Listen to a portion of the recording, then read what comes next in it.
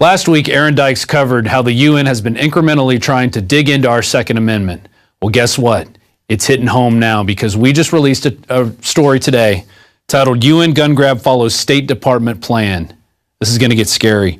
The UN Arms Trade Treaty that has been identified by observers as a flagrant threat to the Second Amendment, in which Barack Obama is determined to sign, has its roots in a 1961, you hear that, 1961 State Department memorandum, which explains how the United Nations will oversee complete disarmament of all the people under the ruse of preventing war. Are you hearing me? That's what they're talking about. They're going to take your guns under the ruse of preventing war. Let's go to that document, and we'll come back to this in 1 second. Here's the document. It's entitled Freedom from War. State Department Publication 7277, released September 1961. Okay? September 1961 is when they started writing this. And you know what it says here? The United States Program for General and Complete Disarmament and a Peaceful World. Yeah, the only ones that are going to have guns are the United Nations soldiers. And guess what? There's not going to be any peace with them. They're going to be kicking your heads in and shooting everybody in sight. And they've already done it. It's happened time and time again. You can look at Africa. You can look in East Asia. That's what they plan on doing. That's their version of peacekeeping. We're going to go into this document right now. From the Office of Public Services, Bureau of Public Affairs. It only cost 15 cents. It was interesting in 1961. So in their introduction, they talk about a program for general and complete disarmament in a peaceful world. Okay, make no mistake about it. This isn't just hidden one time in this document. We're going to go through it all. They talk about freedom from war and security for all states. And what does security for the state mean? That means no security for the individual. That means you don't have any rights. It's only the state that's going to have rights. First, there must be immediate disarmament action. And this is written by our State Department. A goal of general and complete disarmament. Second, all disarmament obligations must be subject to effective international controls. You know what that means? No Second Amendment. They talk about the stages of the disarmament process. Third, adequate peacekeeping machinery must be established. Nations are unlikely to shed their means of self-protection in the absence of alternative ways to safeguard their legitimate interests, like freedom from tyranny. This can only be achieved through progressive strengthening of international institutions under the United Nations and by creating a United Nations Peace Force to enforce the peace as the disarmament process proceeds. You guys, you better get serious.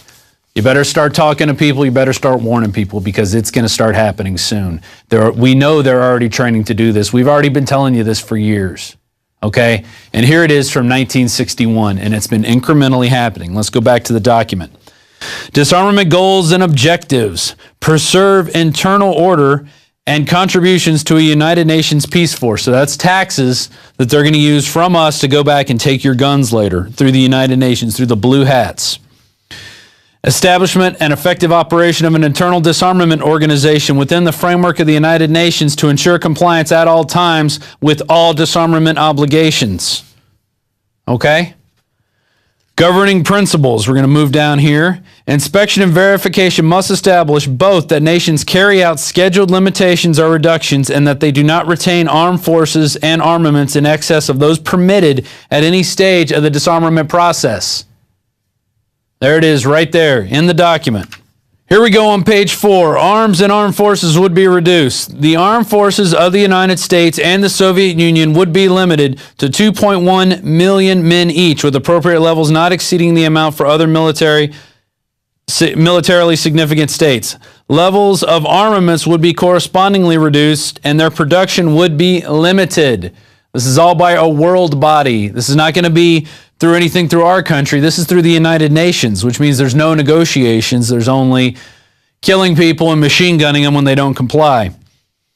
States would be committed to other measures to reduce international tension and to protect the chance of war by accident, miscalculation, or surprise attack.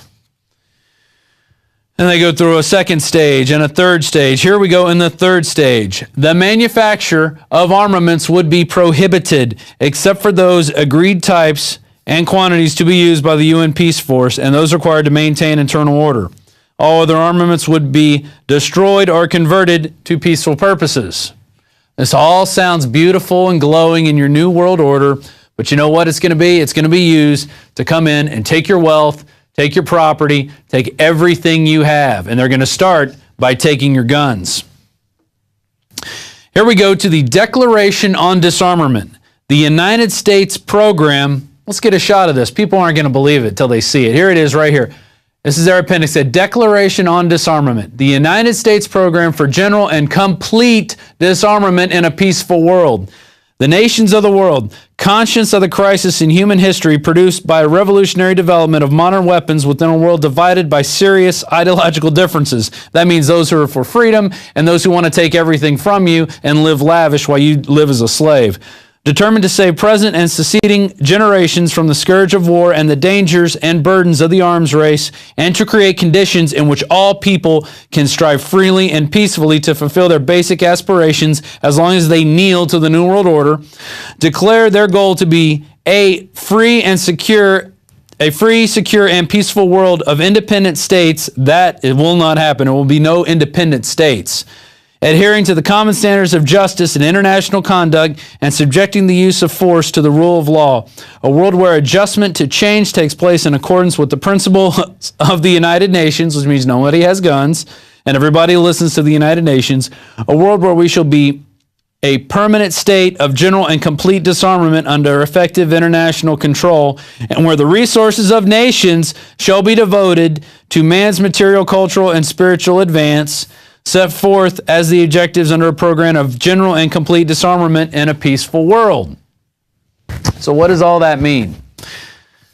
Well, that means they're going to take your guns, and once they take your guns, you're not going to have any type of freedom of speech. You're not going to have any type of freedom of the press. You're not going to have anything. And we already reported on this before. I want to go back to the UN gun grab follows State Department plan. This came out today from Paul Joseph Watson, dated Monday, July 16th, 2012. There's the article. You can go read it all on Infowars.com. They link to a Forbes article. Under here, it's the UN arms treaty has caused so much controversy because it outlines a plan to target all types of conventional weapons, notably small arms and light weapons, according to Forbes' Larry Bell. There's the Forbes article. So even Forbes is saying they're coming after your Second Amendment. All right, and Forbes isn't known for protecting the Second Amendment at all. They also have a quote from U.S. Ambassador to the UN, John Bolton, who said probably the first intelligent thing I've ever heard him say. He also warns that the agreement is trying to act as though it is really just a treaty about international arms trade between nation states, but there is no doubt that the real agenda here is domestic firearms control. Okay? They're talking about your small guns. They're talking about the guns that can be used in a guerrilla war against the United Nations when they come to invade and send troops from other countries here to take your guns. That's what it's talking about. But you know what? You don't believe me, do you? You're still in denial, aren't you? Those who are out there in denial. Well, let's go to a clip. It's going to start off with the New Orleans chief of police during Katrina saying, no one will be allowed to have guns, all weapons will be taken. And then it's going to go to today's show where Mike Adams got a call from someone who was actually in Katrina with the 45th Infantry Brigade. I'm sorry I'm flustered because this information is really disturbing me right now. He was there confiscating guns.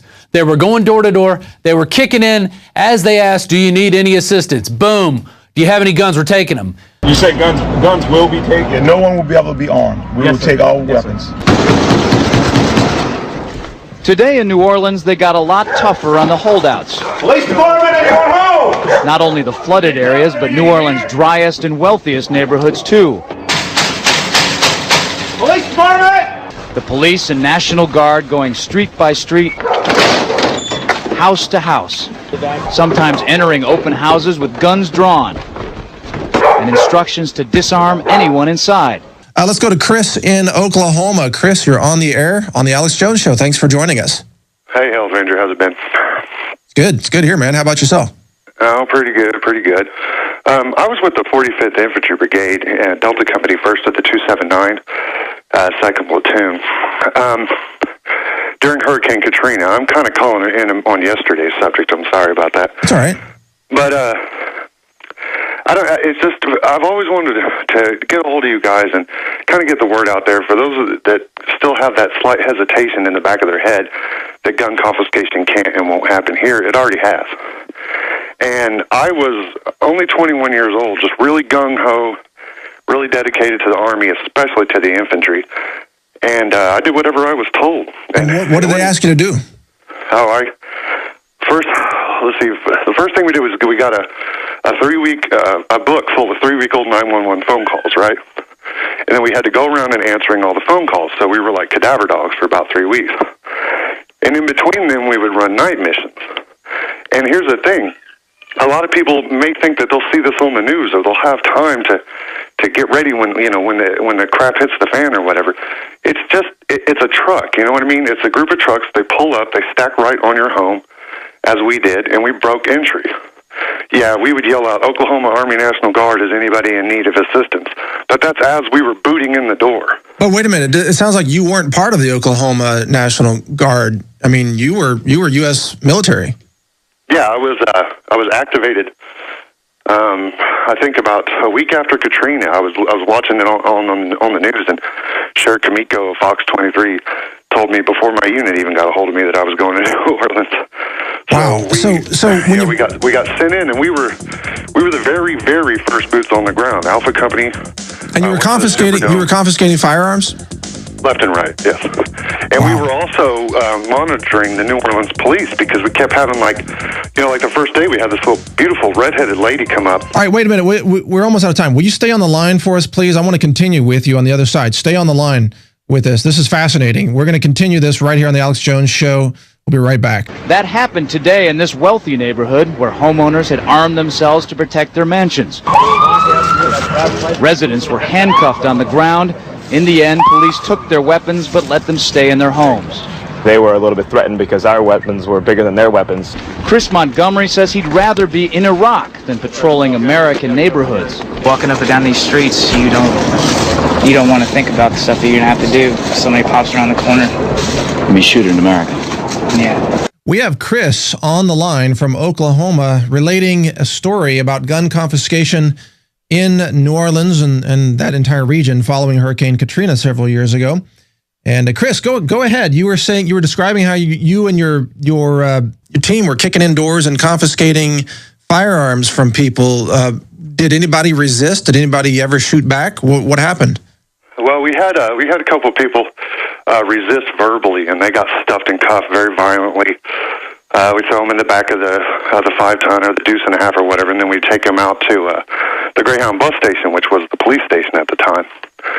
We, like what I was saying, like before we came up, or before the break, I think it was like the second day we were there, this redheaded lady came up to our platoon's area, and she sat, or to our company area, she sat on the curb with her knees in her chest, just rocking back and forth, crying uncontrollably. She sat there for almost 27 hours, just refused to move. We talked to her, we did everything we could, just didn't want to, you could tell she had been through enough. She'd been repeatedly raped by men in NOPD masks and NOPD uniforms. Oh, you're kidding me. So we were told, at that point we were told the NOPD obviously isn't our friend, we need to start watching them.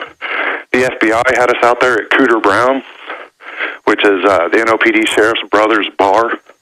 It's like the big cop bar there in New Orleans. Just so people know, NOPD's New Orleans Police Department, just for people who know. Yeah, definitely. Or not the police department. So a lot of those cops were then just total rogue. I mean, we saw a video of some of them going in and looting retail stores and things like that, but they were raping women down there? Definitely. Raping women. They were... we got two separate women that came to our company alone, and when I was there, I met cats from the California Guard, Indiana Guard, you name it, everybody was... And...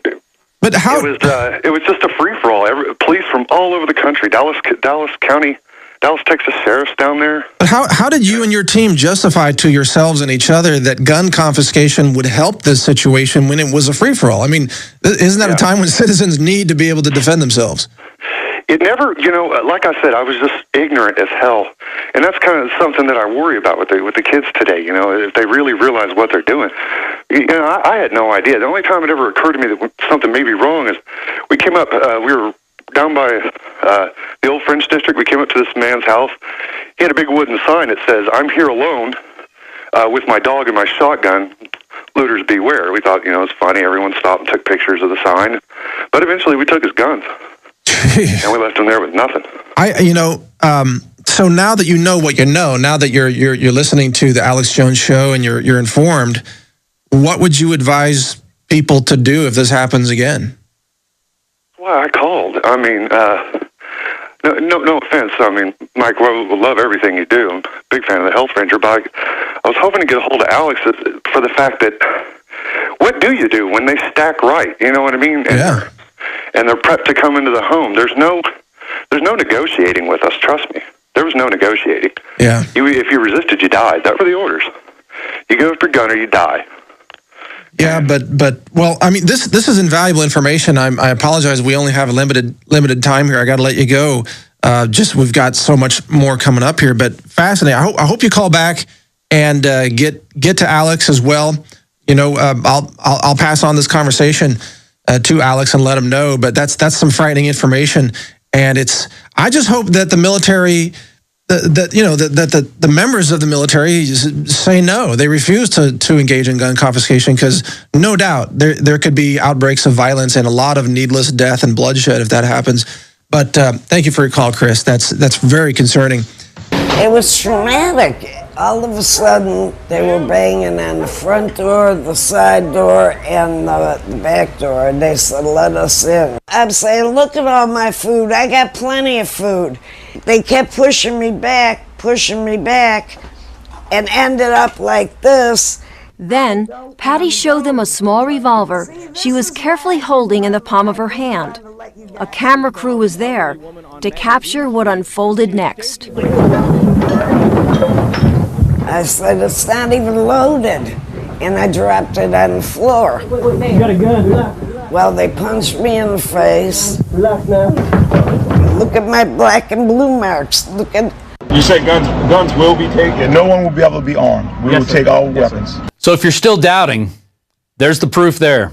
They went into New Orleans. They went into the high and dry areas. They went in just to grab guns because that's what they were training to do. It wasn't about helping people. It was about taking people's guns to see if they could get away with it under a crisis. And that's how it's going to happen. It's going to happen in the dead of night. Did you hear the soldier talking? He said, we pulled up at night and we just busted in and grabbed guns. That's how they do it.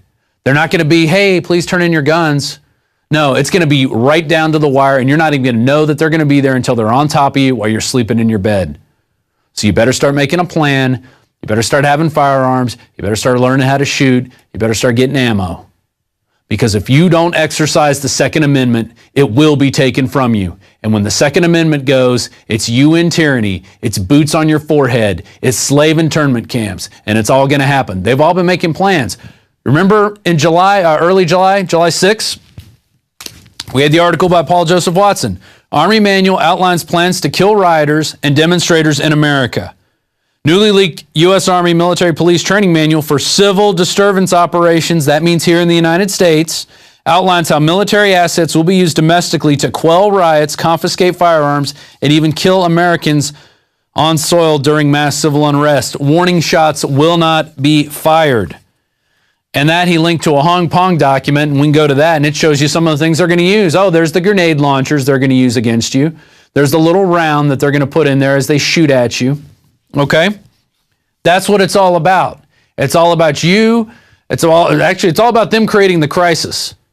And then they come at you and take your guns because the crisis has been created. It's unfolding right now. Okay? The economy is going down the tubes. Everywhere in Austin, they have these free or so-called free money title loans things where they give you free money or so-called, but then they come and take your property. Those only happen when there's a bad economy and when people don't have jobs. And they're springing up everywhere like weeds. Okay, and they're brand new and they're painted and they just, boom, they pop up. There's 5 of them right around my house. And I live in a pretty decent area of town. But it just says everybody's hurting.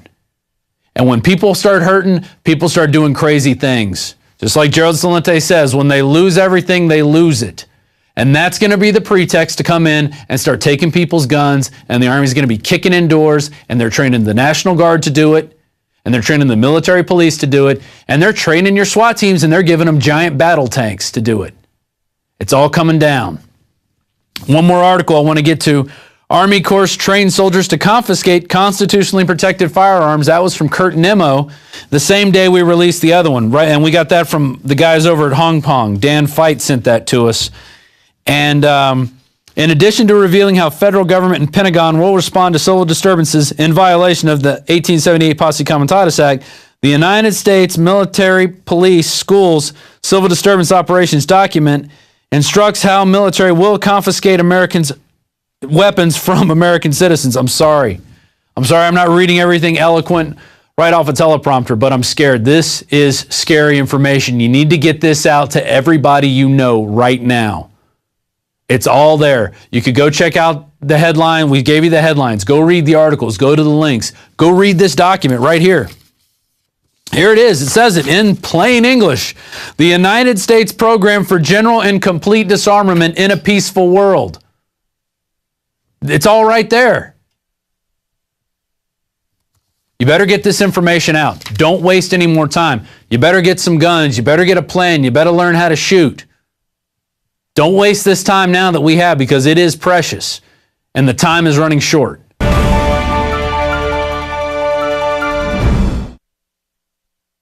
There's not going to be any peace with them. They're going to be kicking your heads in and shooting everybody in sight. And they've already done it. It's happened time and time again. You can look at Africa. You can look in East Asia. That's what they plan on doing. That's their version of peacekeeping. We're going to go into this document right now. From the Office of Public Services, Bureau of Public Affairs.